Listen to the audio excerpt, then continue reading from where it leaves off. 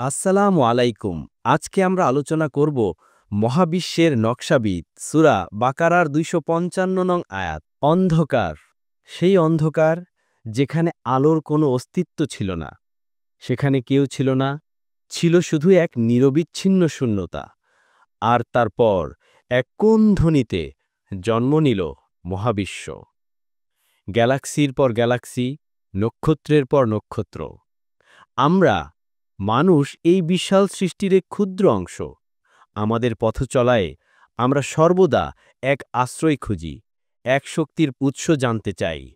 সেই অনুসন্ধানের মাঝে ১৪০০ বছরেরও বেশি সময় ধরে এক ঐশী বার্তা আমাদের পথ দেখাচ্ছে, আল কুরআনুল কারীম।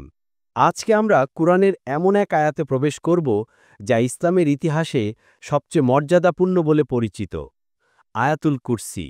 এটি কেবল একটি আয়াত নয়, এটি স্রষ্টার পরিচয়, তার সার্বভৌম ক্ষমতা এবং তার অসীম জ্ঞানের এক পূর্ণাঙ্গ ঘোষণা। এটি সূরা বাকারার ২৫৫ নম্বর আয়াত। সাবস্ক্রাইব করে ভয়েস অব কুরআনের সাথেই থাকুন। আসুন আমরা প্রবেশ করি এর গভীরে। রাসূলুল্লাহ সাল্লাল্লাহু আলাইহি ওয়াসাল্লাম এই আয়াত সম্পর্কে বলেছেন, যিনি এ আয়াত পাঠ করেন তিনি আল্লাহর সুরক্ষায় থাকেন এবং সকাল পর্যন্ত শয়তান তার কাছে আসতে পারে না। কেন এই আয়াত এত মূল্যবান? কারণ এটি এমন এক শক্তিকে বর্ণনা করে যিনি সকল ক্ষমতার ঊর্ধ্বে। আসুন আমরা আক্ষরিকভাবে এই আয়াতটির শব্দে শব্দে যাত্রা করি। আল্লাহু লা ইলাহা ইল্লা হুয়াল হাইয়ুল কাইয়্যুম। অর্থ, আল্লাহ, তিনি ব্যতীত অন্য কোনো ইলাহ বা উপাস্য নেই, তিনি চিরঞ্জীব, সব কিছুর ধারক। এই বাক্যে দুটি নাম, আল হাইয়ু চিরঞ্জীব এবং আল কয়্যুম সব কিছুর ধারক। আল হাইয়ু আমাদের স্মরণ করিয়ে দেয় তিনি মৃত্যু ক্ষয়ের ঊর্ধ্বে, আর আল কয়্যুম বোঝায় এই মহাবিশ্ব তার শক্তিতেই টিকে আছে।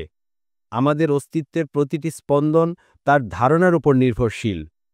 আমরা যা কিছু দেখি, সূর্যের তাপ, জোয়ার ভাটা, গাছের ফলন, সবই তার কয়্যুমের প্রতিচ্ছবি।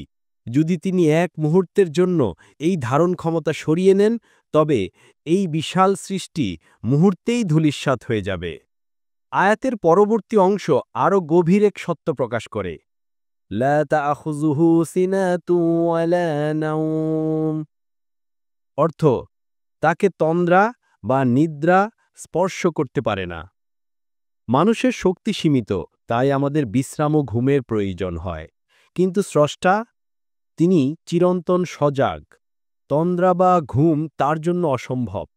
এই ঘোষণাটি আমাদের ওইসব দুর্বল দেবতাদের ধারণা থেকে মুক্ত করে যারা বিশ্রাম নেয়, ভুলে যায় বা ক্লান্ত হয়ে পড়ে।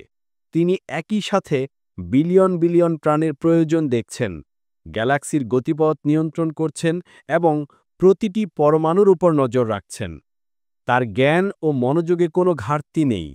আমরা রাতের আধারে যখন গভীর ঘুমে থাকি, তখনও তিনি আমাদের শ্বাস-প্রশ্বাস, হৃদস্পন্দন এবং ভবিষ্যৎ সুরক্ষিত রাখেন। এটাই তার অতুলনীয় ক্ষমতা। লাহু মা ফিস সামাওয়াতি ওয়া মা ফিল আরদ। আসমানসমূহে যা কিছু আছে এবং জমিনে যা কিছু আছে, সব তারই। আসমান ও জমিনের সব কিছু মালিকানা কেবল তারই। এই অংশটি আমাদের নিজেদের মালিকানার মিথ্যা অহংকার থেকে মুক্ত করে। আমরা সব কিছুই কেবল ধারক মাত্র, আর আসল মালিক একমাত্র আল্লাহ সুবহানাহু ওয়া তাআলা। আয়াতের সবচেয়ে গুরুত্বপূর্ণ ও কর্তৃত্বপূর্ণ অংশগুলোর মধ্যে একটি হলো এটি, মান যাল্লাযী ইয়াশফাউ ইনদাহু ইল্লা বিইজনিহি। অর্থ, তার অনুমতি ব্যতীত কে এমন আছে যে তার কাছে সুপারিশ করবে? এই অংশটি শিরক বা অংশীদারিত্বের সকল পথ বন্ধ করে দেয়। আল্লাহ তাআলার দরবারে সুপারিশের ক্ষমতাও কেবল তারই অনুমতির উপর নির্ভরশীল। এমনকি আমাদের প্রিয় রাসূল সাল্লাল্লাহু আলাইহি ওয়াসাল্লামও তার অনুমতি ছাড়া কারো জন্য সুপারিশ করতে পারবেন না।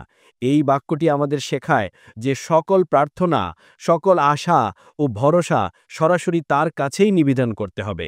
মধ্যস্থতাকারী খোঁজার কোনো প্রয়োজন নেই। আয়াতটি তারপর তার জ্ঞান ও কর্তৃত্বের সীমাহীনতা ঘোষণা করে।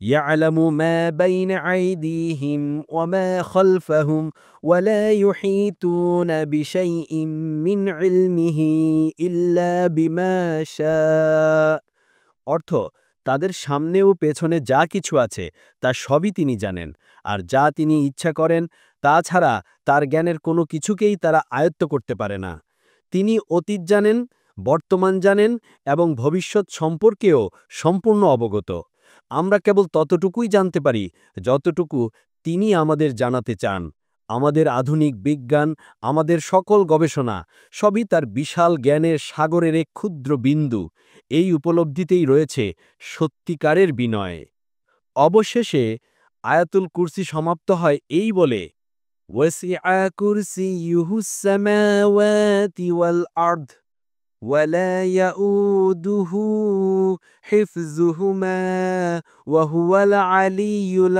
আযীম অর্থ তার কুরসি বা সিংহাসন আসমানসমূহ ও জমিনকে পরিব্যাপ্ত করে রেখেছে এবং এগুলো রক্ষণাবেক্ষণ তাকে ক্লান্ত করে না আর তিনিই সুউচ্চ সুমহান তার কুরসি বা সিংহাসন কত বিশাল তা কেবল কল্পনা করা যায় তিনি আমাদের আসমান ও জমিনের রক্ষণাবেক্ষণের ভার বহন করেন কোনো ক্লান্তি ছাড়া এই আয়াতটি শুধু একটি প্রার্থনা নয় এটি আমাদের স্রষ্টার বিশ্বস্ততা ও ক্ষমতার সনদ যখন আমরা এই আয়াত পড়ি তখন আমরা যেন সরাসরি মহাবিশ্বের একছত্র অধিপতির সাথে সংযোগ স্থাপন করি এরকম আরও ইসলামিক ভিডিও পেতে সাবস্ক্রাইব করে আমাদের সাথেই থাকুন আজকের মতো এ পর্যন্তই দেখা হবে আগামী কোনো ভিডিওতে আল্লাহ হাফেজ ভালো থাকবেন সবাই আসসালামু আলাইকুম